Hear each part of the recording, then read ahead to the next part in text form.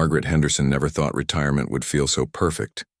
After 30 years of dealing with criminals, lawyers, and courtroom drama, her 40-acre ranch felt like heaven on earth. Every morning, she'd wake up to the sound of birds, singing instead of phone calls from stressed attorneys.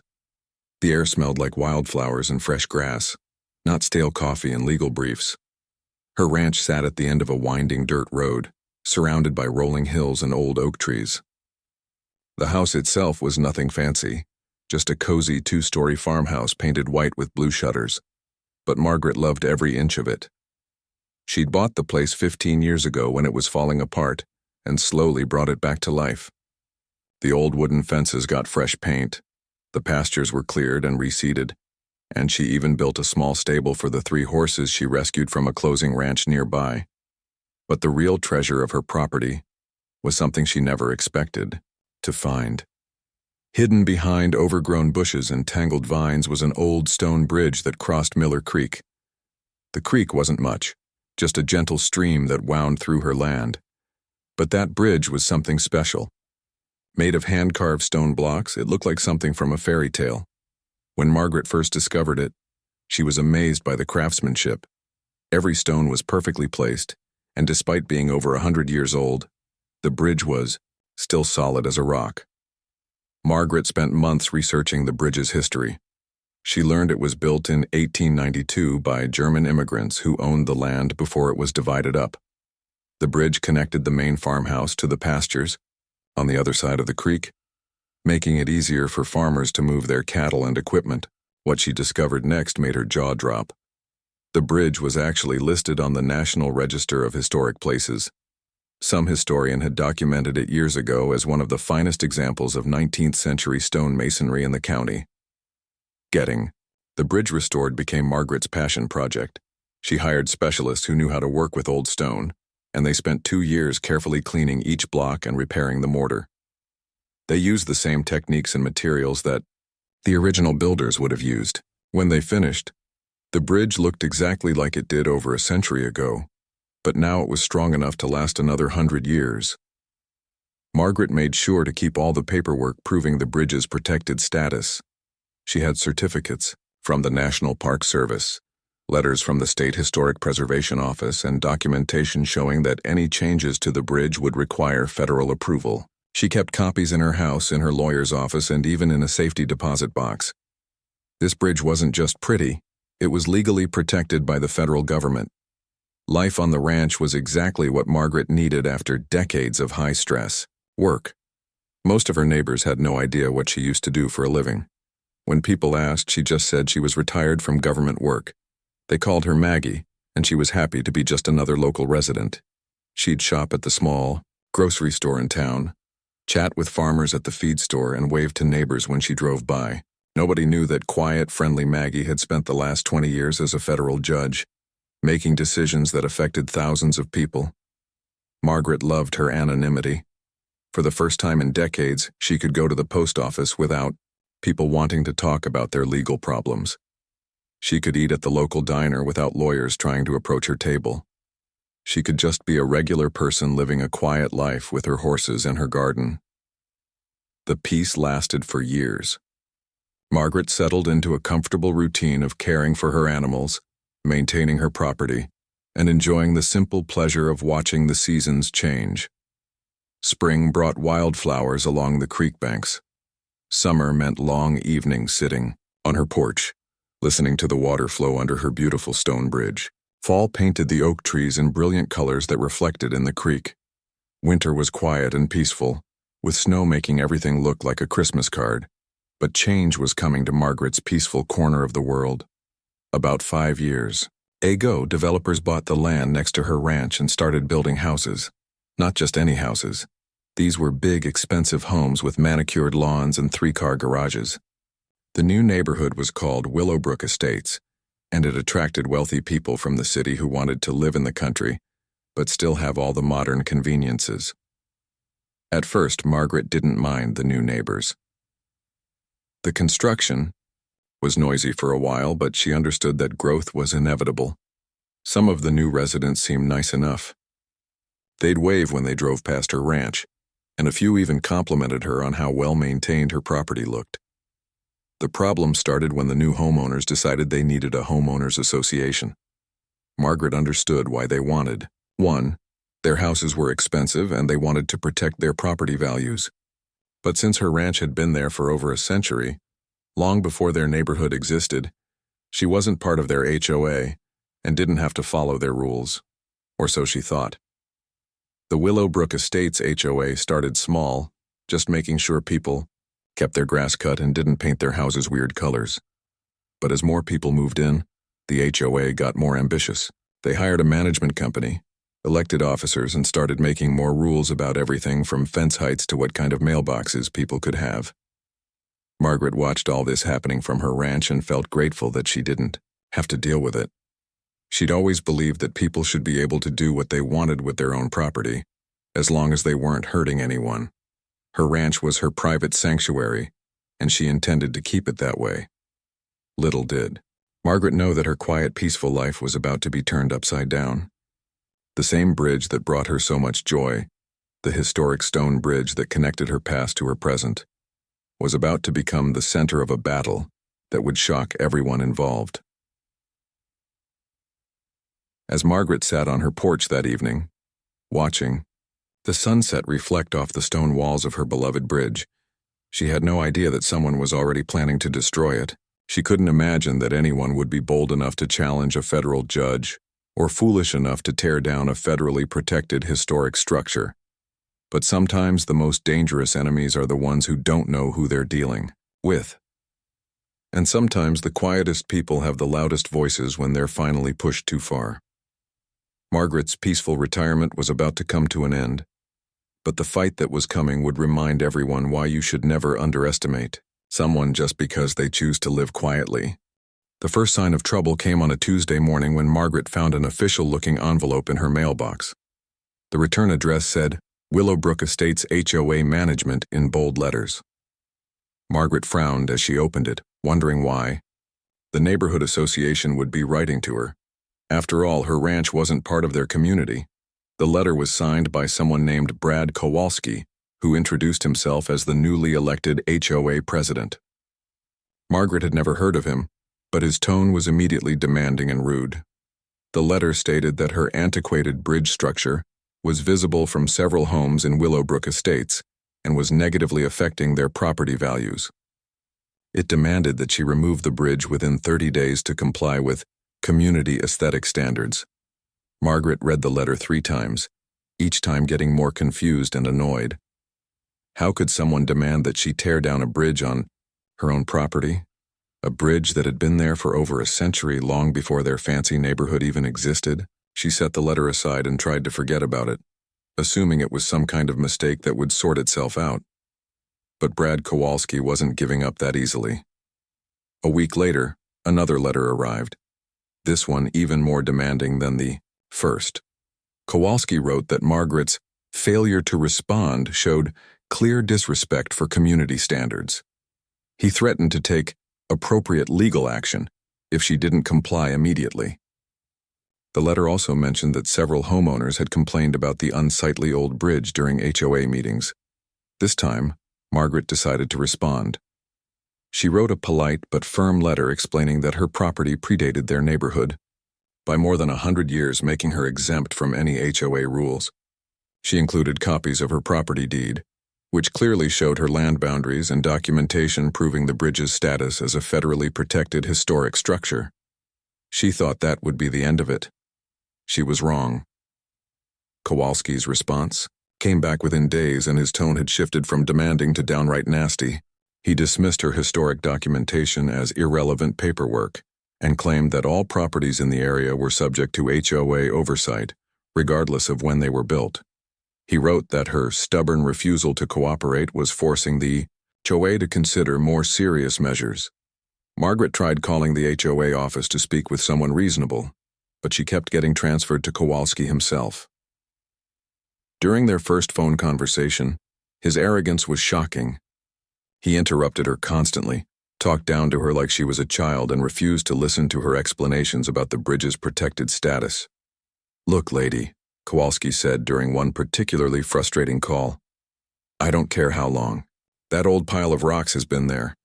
This is a high-end community now, and we have standards to maintain. Your little bridge might have been fine when this was all farmland, but times have changed.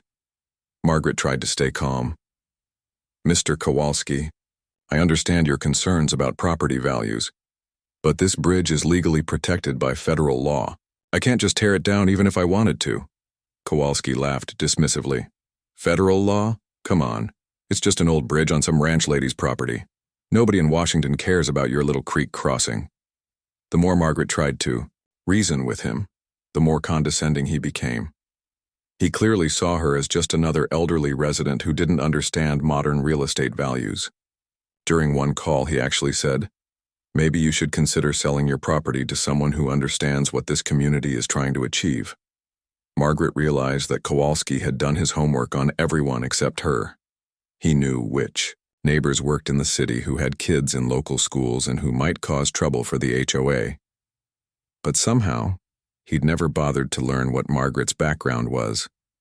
To him, she was just some old ranch lady who lived alone with her horses. The harassment escalated quickly.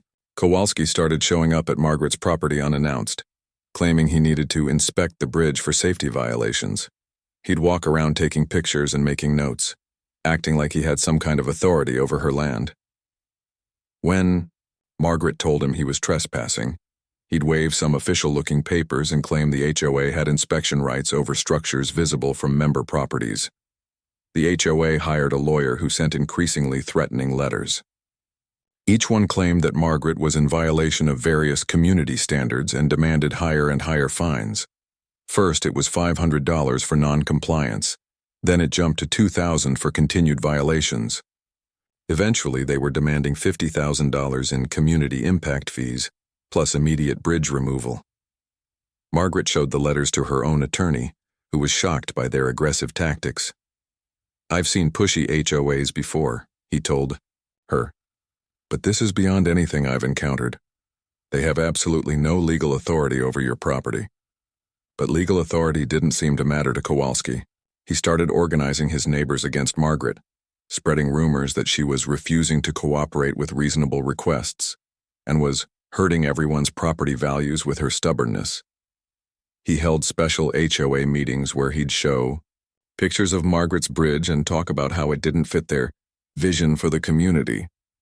Some of Margaret's newer neighbors started giving her cold looks when she drove past their houses. A few even left nasty notes in her mailbox, telling her to be a good neighbor and stop being selfish. Margaret was amazed by how quickly Kowalski had turned people against her, especially people who didn't even know her. The breaking point came when Kowalski started making personal attacks. During one phone call, he told Margaret that old people like you need to understand that the world has moved on. He suggested that maybe she was too old to maintain such a large property and should consider moving to a retirement home where she wouldn't have to worry about community responsibilities. Margaret had dealt with bullies throughout her career, but Kowalski's combination of arrogance and ignorance was particularly infuriating. He clearly thought he could intimidate her because she was an older woman living alone. He had no idea that he was picking a fight with someone who had spent decades facing down much more dangerous opponents than a small-town HOA president. The final straw came when Kowalski started threatening to put a lien on Margaret's property. His lawyer sent a letter claiming that the HOA had the authority to force a sale if she didn't pay their bogus fines. The letter was full of legal-sounding language designed to scare someone who didn't understand property law. Margaret sat in her kitchen that evening, reading the latest threat and feeling angrier than she had in years. Through her window, she could see her beautiful stone bridge reflecting the sunset, just like it had for over a century. The bridge had survived the Great Depression, 2 world wars, countless storms, and decades of neglect before she restored. And now some arrogant newcomer wanted to destroy it because it didn't match his idea of what a modern neighborhood should look like. What Kowalski didn't realize was that he had just declared war on the wrong person. Margaret had spent her entire career protecting the law from people who thought they were above it. She'd faced down organized crime bosses, corrupt politicians, and corporate executives who thought their money could buy them justice. A small town. HOA president who thought he could bully some old ranch lady was about to learn a very expensive lesson about assumptions. Margaret had to travel to Washington, D.C. for work that week. She couldn't tell her neighbors what kind of work it was, but it involved a complicated federal case that needed her immediate attention. Before leaving, she asked Tom, her ranch manager, to keep an extra close eye on things. Tom had worked for Margaret for 8 years and knew about the ongoing problems with the HOA. "Don't worry about anything," Tom assured her as she loaded her suitcase into the car. "I'll be here every day, checking on the horses and keeping watch. That Kowalski guy won't try anything stupid while you're gone." Margaret felt uneasy leaving during such a tense time, but her work in Washington couldn't wait. She'd been dealing with this particular case for months, and other people were counting on her to be there. As she drove away from the ranch, she looked back at her beautiful stone bridge one more time, never imagining it would be the last time she'd see it standing. The first 3 days in Washington went smoothly. Margaret called Tom each evening and everything seemed normal. The horses were fine, the property was quiet, and there had been no sign of Kowalski or anyone from the HOA. Margaret started to relax, thinking maybe her strong responses to their threats had finally gotten through to them. She was wrong. On Thursday morning, Margaret was in the middle of an important meeting when her phone started buzzing with calls from Tom. She couldn't answer during the meeting, but when she finally checked her messages, Tom's voice was shaking with anger and disbelief. "Margaret, you need to call me right now. Something terrible has happened. They destroyed your bridge. They actually destroyed it." Margaret's heart stopped. She stepped out of the meeting and called Tom back immediately, her hands trembling as she dialed. "Tom, what are you talking about? What do you mean they destroyed it?" Tom's voice was filled with rage. "I got here this morning and found a demolition crew at the creek. They had already torn down most of the bridge. When I tried to stop them, they showed me some kind of permit and told me to stay back. Margaret, your beautiful bridge is gone. It's just a pile of broken stones in the creek now." Margaret felt like she'd been punched in the stomach. "A permit? What kind of permit? Who gave them permission to touch my property?" "They said it came from the county, something about an emergency demolition order." "But Margaret, they didn't just knock it down carefully. They used heavy machinery and just smashed it to pieces. There are broken stones everywhere, and they've completely blocked up the creek. It's a disaster." Margaret couldn't speak for a moment. The bridge that had stood for over 130 years, the bridge she'd lovingly restored, the bridge that was protected by federal law, gone in a single morning. "Did you see who ordered this?"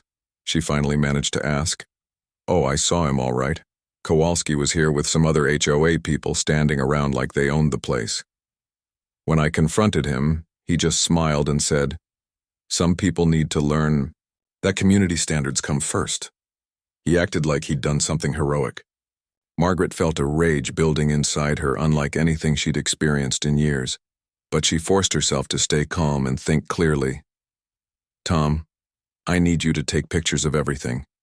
Document every piece of broken stone, the blocked creek, all of it, and call the sheriff's office to report the destruction of protected federal property."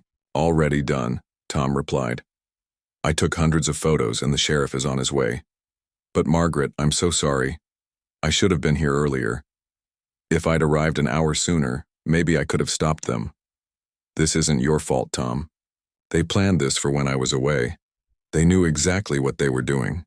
Margaret spent the rest of the day making phone calls while trying to focus on her work in Washington. She called her attorney, who was horrified by what had happened. She called the county clerk's office to ask about the supposed permit, only to discover that a junior clerk had been tricked into signing an emergency demolition order based on false information about the bridge being unsafe. But the most devastating call was to the State Historic Preservation Office. When Margaret explained what had happened, the woman on the phone was silent for a long moment. "Judge Henderson, I'm so sorry. The destruction of a registered historic structure like this is a federal crime. We'll need to involve the FBI's art crime team immediately."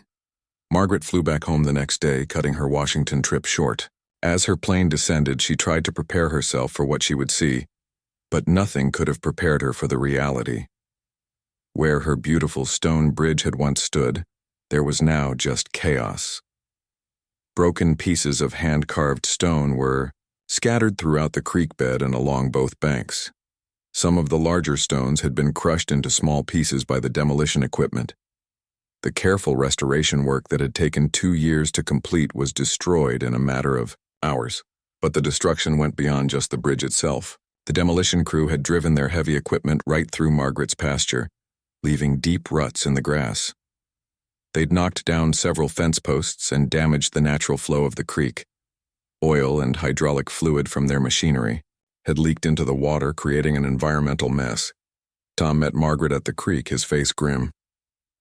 "It's even worse than it looked in the photos, isn't it?" he said quietly. Margaret stood among the ruins of her bridge, picking up pieces of the carved stone that had survived more than a century only to be destroyed by a petty HOA dispute. Some of the stones still showed the careful chisel marks left by the German craftsmen who had built the bridge in 1892.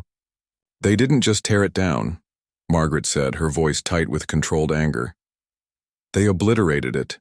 This was deliberate destruction, not careful removal." Tom nodded. "The demolition crew boss told me they were paid extra to make sure it was completely destroyed. Kowalski wanted to make sure you couldn't rebuild it using the original stones." That evening, Margaret walked over to the Willowbrook Estates neighborhood to see if she could find Kowalski. She found him at the community clubhouse, holding court with several other HOA members. Through the window, she could see him gesturing excitedly as he told the story of the bridge's destruction. When Margaret walked into the clubhouse, the room fell silent. Kowalski looked up with a smug smile on his face. Well, if it isn't our neighbor from the ranch, I hope you got our message about community standards." Margaret looked around the room at the faces of her neighbors. Some looked uncomfortable, but others were nodding in agreement with Kowalski. "You destroyed a federally protected historic structure," Margaret said calmly. "Do you understand what you've done?" Kowalski laughed. "I solved a problem that was hurting everyone's property values. That old pile of rocks didn't belong in a modern community like ours. That old pile of rocks was over 130 years old and listed on the National Register of Historic Places. Its destruction is a federal crime." "Oh, please," Kowalski scoffed. "It was just an old bridge on some ranch lady's property. Nobody in the government cares about every little piece of old junk in the countryside." Margaret stared at him for a long moment, amazed by his arrogance and ignorance. Here was a man who had just committed a serious federal crime, and he was bragging about it to a room full of witnesses. "You have no idea what you've just done," Margaret said quietly. "Or who you've done it to."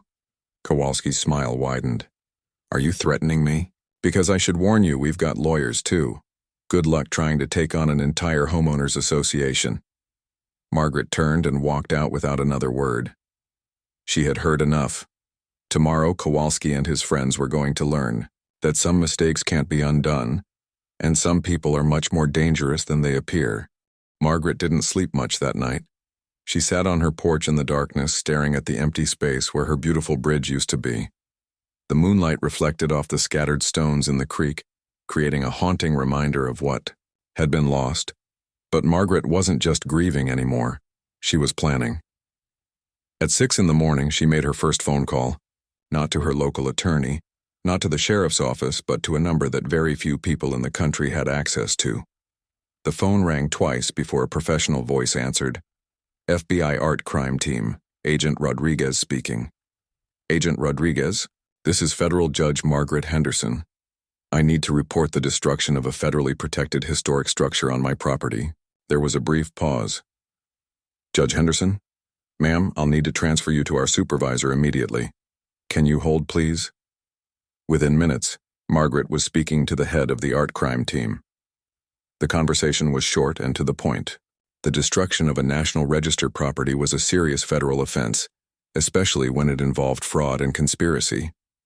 Margaret provided all the details, including the names of everyone involved and the fraudulent permit they had used. "We'll have agents there this morning, Your Honor," the supervisor assured her. "This kind of deliberate destruction of protected property is exactly what our unit was created to handle." Margaret's second call was to the U.S. Attorney's Office. She had worked with these prosecutors for years, and they knew her well. When she explained what had happened, the prosecutor on duty was shocked. "They destroyed your bridge?" Judge Henderson, I'm so sorry. We'll coordinate with the FBI and have federal charges filed by the end of the day. Margaret's third call was to her old friend at the U.S. Marshals Service. Jim, I need a favor. Can you have some marshals pay a visit to the Willowbrook Estates HOA office this morning? There are some people who need to understand the seriousness of what they've done. By 9 o'clock that morning, 3 black SUVs pulled up outside the Willowbrook Estates management office. Federal agents and U.S. Marshals got out, carrying boxes of documents and search warrants. The office staff looked terrified as the agents showed their badges and announced they were there to investigate the destruction of federal property. Kowalski wasn't at the office when they arrived, but his assistant gave them his home address immediately. 20 minutes later, the federal agents were knocking on Kowalski's front door. His wife answered, looking confused and frightened by the sight of so many law enforcement officers on her doorstep. "Is Brad Kowalski home?" Agent Rodriguez asked politely. "We need to speak with him about a federal investigation." Kowalski appeared at the door a moment later, still in his bathrobe and looking annoyed. "What's this about? I haven't done anything." "Wrong. Mr. Kowalski, I'm Agent Rodriguez with the FBI. We're investigating the destruction of federally protected property, specifically, a historic bridge that was destroyed on the property of federal Judge Margaret Henderson." The color drained from Kowalski's face so quickly that his wife reached out to steady him. For several seconds, he just stared at the agents, his mouth opening and closing like a fish out of water. "Federal judge?" he finally managed to whisper. "Yes, sir. The Honorable Margaret Henderson, Chief Judge of the Federal District Court. The same woman you've been harassing for months, demanding that she destroy a bridge protected by federal law." Kowalski's legs seemed to give out and he grabbed the doorframe for support. His wife looked back and forth between her husband and the agents, clearly having no idea what was happening. I didn't know," Kowalski stammered. "She never said. I mean, she just seemed like—" "Like what, Mr. Kowalski?" Agent Rodriguez asked calmly. "Like just some old ranch lady," Kowalski admitted, his voice barely audible. Within an hour, news of the federal investigation was spreading through Willowbrook Estates like wildfire. The sight of FBI agents and U.S. Marshals executing search warrants at the HOA office had sent shockwaves through the community. People were calling each other, trying to figure out what was happening. The truth hit the neighborhood like a bomb.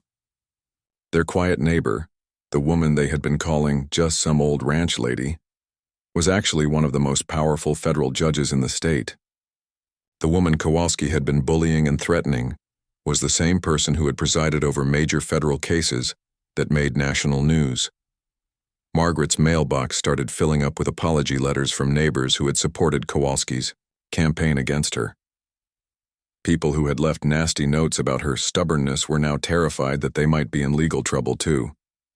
But the real panic set in when people started researching exactly who Judge Margaret Henderson was. They discovered that she had spent decades handling organized crime cases, corruption trials, and major federal prosecutions. She had faced down mob bosses, corrupt politicians, and corporate executives who tried to intimidate or threaten her. The idea that a small-town HOA president thought he could bully her was almost laughable. The other HOA board members who had supported Kowalski's actions started frantically calling lawyers. They claimed they had no idea that Kowalski was planning to destroy the bridge, even though several of them had been present when he bragged about getting it done. They tried to distance themselves from his actions, but the FBI had copies of all their meeting minutes and correspondence. The demolition company was served with federal subpoenas within hours. The owner, a man named Pete who had worked construction his entire life, was devastated when he realized what he had done. He explained to the agents that Kowalski had paid him extra to make sure the bridge was completely destroyed, claiming it was for safety reasons. Pete had no idea the bridge was historically protected or that the permit was fraudulent. "I've been in this business for 30 years, Pete told the agents, tears in his eyes. "I've never destroyed anything historic before. If I had known what that bridge really was, I would never have touched it. That man lied to me." The county clerk who had signed the fraudulent permit was also questioned by federal agents.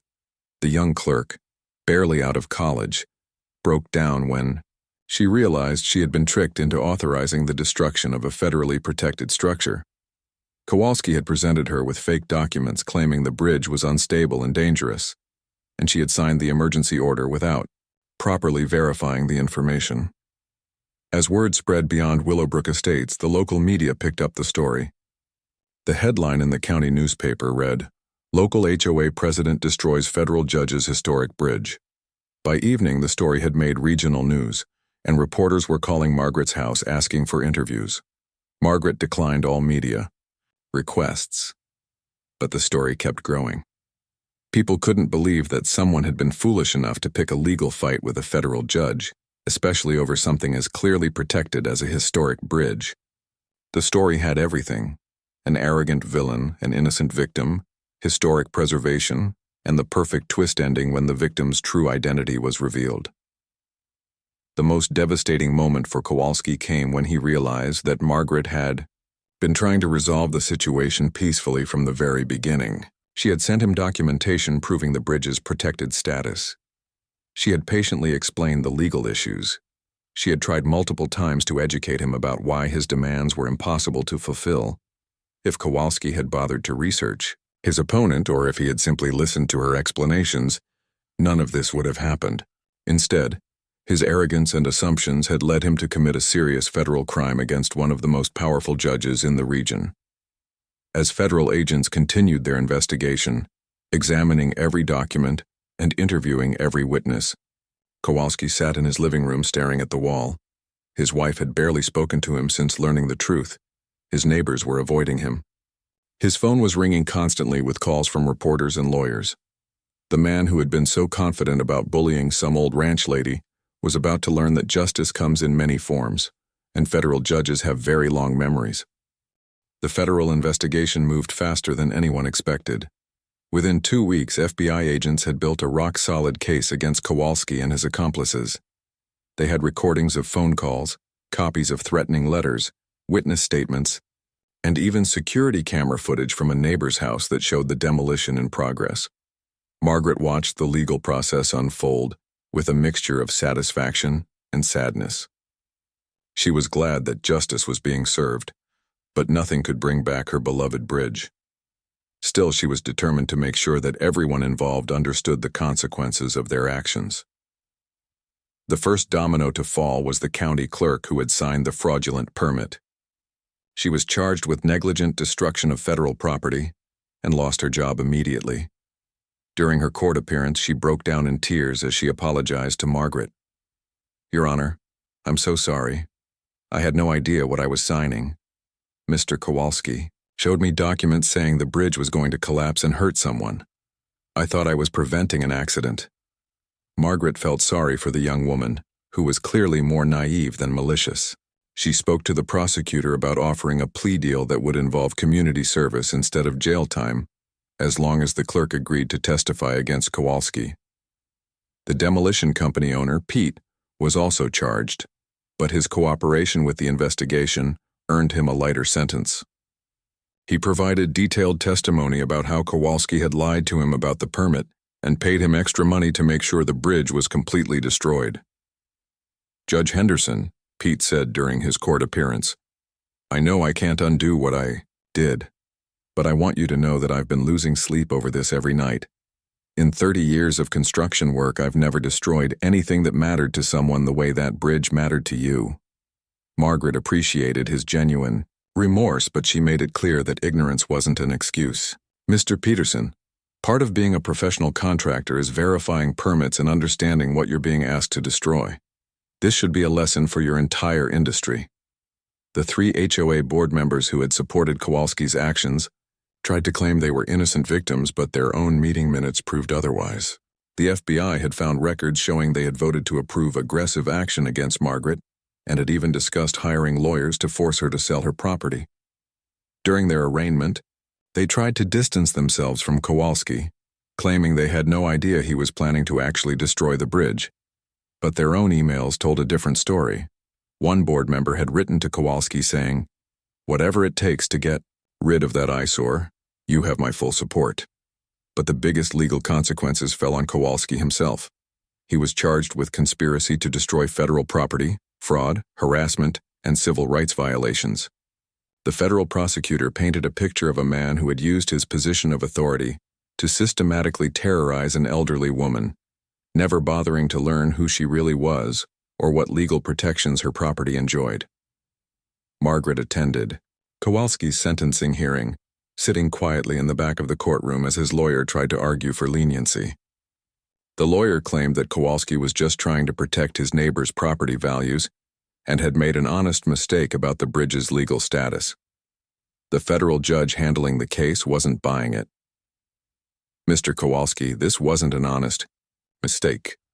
This was a deliberate campaign of harassment followed by the intentional destruction of irreplaceable historic property. You had multiple opportunities to research the bridge's protected status, and you chose to ignore clear evidence because it didn't fit your agenda." Kowalski was sentenced to 18 months in federal prison, followed by 2 years of probation. He was also permanently banned from serving on any homeowners association board and ordered to pay restitution for the bridge's destruction. But the criminal charges were just the beginning. Margaret also filed a civil lawsuit against Kowalski, the HOA, and everyone else involved. Her lawyers argued that the destruction wasn't just about property damage. It was about the loss of irreplaceable history and the emotional trauma of watching something precious be destroyed out of pure spite. The civil trial became a media sensation. Reporters from across the state covered the story of the federal judge whose historic bridge was destroyed by an arrogant HOA president. Expert witnesses testified about the bridge's historical significance and the skill required to build such a structure in 1892. An architectural historian explained to the jury how rare it was to find stone bridges from that era in such good condition. Judge Henderson didn't just own a bridge, the expert testified. She was the guardian of a piece of American history that can never be replaced. Margaret herself took the stand to describe what the bridge had meant to her. She talked about discovering it hidden under decades of overgrowth, about the careful restoration process, and about the peace she felt sitting by the creek watching the water flow under the beautiful stone arches. This wasn't just about property values or neighborhood aesthetics, Margaret told the jury. This was about preserving something that connected us to the people who came before us. Mr. Kowalski destroyed more than just stones and mortar. He destroyed a piece of history that belonged to all of us. The jury deliberated for less than 2 hours before awarding Margaret $2.3 million in damages. The judge in the civil case made it clear that the large award was intended to send a message about the importance of protecting historic properties. With the legal battles resolved, Margaret faced the difficult task of deciding what to do about rebuilding. The original bridge could never truly be replaced, but experts suggested that a faithful reconstruction might be possible using the surviving foundation stones and historical photographs. Margaret hired master stonemason Robert Chen, one of the few craftsmen in the country who specialized in 19th-century building techniques. Chen spent weeks studying the remaining pieces and old photographs, trying to understand exactly how the original builders had constructed the bridge. "Judge Henderson," Chen explained, "I can build you a bridge that looks almost identical to the original, but it will never have the same history. We're creating a memorial to what was lost, not replacing what was destroyed." Margaret understood the difference, but she wanted future generations to be able to see what had been there. The reconstruction took over a year and cost nearly $1 million, but when it was finished, the new bridge was a stunning tribute to the original. Margaret used the remaining money from the lawsuit settlement to establish the Henderson Historical Preservation Foundation. The foundation's mission was to protect rural historic sites from development pressure and to educate people about the importance of preserving the past. "What happened to my bridge shouldn't happen to anyone else's historic property," Margaret explained at the foundation's launch event. "Too often, developers and neighborhood associations see old structures as obstacles to progress instead of treasures to be protected." The foundation provided legal support to property owners facing pressure to destroy historic structures, funded educational programs about historic preservation, and worked with local governments to strengthen protection laws. Kowalski served his full sentence and was released from federal prison a changed man. He lost his house to pay legal fees and restitution, and his family moved away from Willowbrook Estates in shame. His wife divorced him during his imprisonment, taking their children to live with her parents in another state. When he was released, Kowalski tried to contact Margaret to apologize, but she declined to meet with him. Through her lawyer, she sent a simple message. The time for apologies was before you destroyed something that could never be replaced. The Willowbrook Estates HOA was completely restructured after the scandal. New leadership implemented strict policies about respecting neighboring properties and investigating thoroughly before taking any action. They also established a community education program about local history and historic preservation. Margaret's story became a cautionary tale that spread far beyond her small community. HOA management companies used it as a training example of what could go wrong when boards exceeded their authority. Law schools included it in courses about property rights in federal jurisdiction. Most importantly, Margaret's Bridge, both the original and its reconstruction, became a symbol of the importance of preserving history in the face of modern development pressure. Visitors from around the region came to see the bridge and learn about the events that had made it famous. Standing on her reconstructed bridge 5 years later, Margaret reflected on how much had changed. The legal battles were over. Justice had been served, and a new generation of people understood the importance of protecting historic properties. But every time she looked at the perfect new stones, she remembered the hand-carved originals that had been destroyed by one man's arrogance and ignorance. The bridge was beautiful again, but some things once lost can never truly be recovered.